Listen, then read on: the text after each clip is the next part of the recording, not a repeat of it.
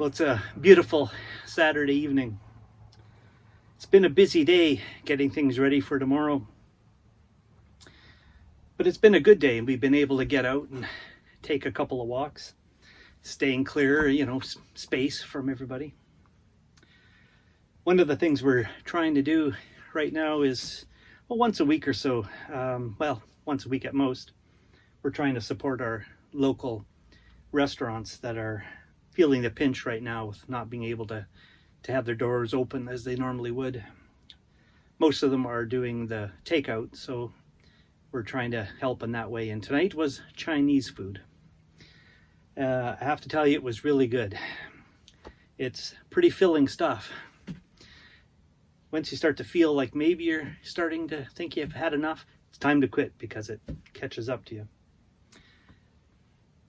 Haven't had that, I don't think we've had Chinese food since Cheryl and I had it with Ken and Cynthia some time ago.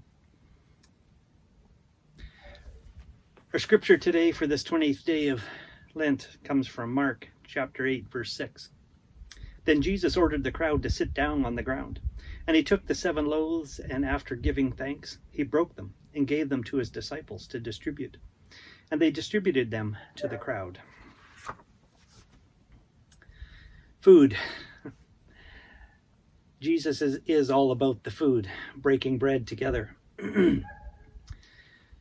This is one of the better known miracle stories of Jesus having just a little bit of food, but feeding the multitude, feeding thousands of people. And it could be a miracle. It could be one of those where just through divine intervention, the food just kept gaining and gaining, and it was enough to feed everybody.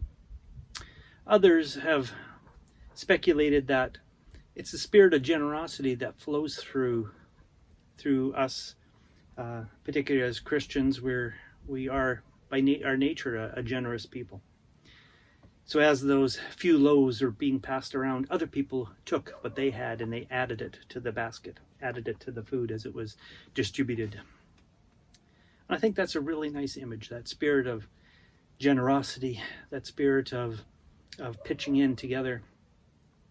In this time when we can't be doing what we normally would be doing, we're finding new ways of pitching in, new ways of adding our bread to the table. We're calling a few more people than we normally might have otherwise. We're thinking of other people and hoping they're okay and maybe following up with them. We've got our people from Orchard Valley Church who are calling everybody in our congregation and reaching out and trying to touch base with everybody to see how they're doing. I'm always wanting to know. I had a wonderful call from Dolores today, so thank you, Dolores, for that reaching out and that sharing of time together. It is a miracle, but it's a miracle that we have control of and that we're able to fulfill. And I know you want to be part of that miracle. I do too. Let's take a moment in prayer. Holy and generous God, we give thanks that you're able to infuse your people with the spirit of generosity, the spirit of caring, and the spirit of thinking of each other, taking the time to reach out and fulfill the hands and feet of Jesus in breaking bread in our own way, in our own time, physical or spiritual. Amen. I hope you're resting well this Saturday, this 28th day of Lent. God bless.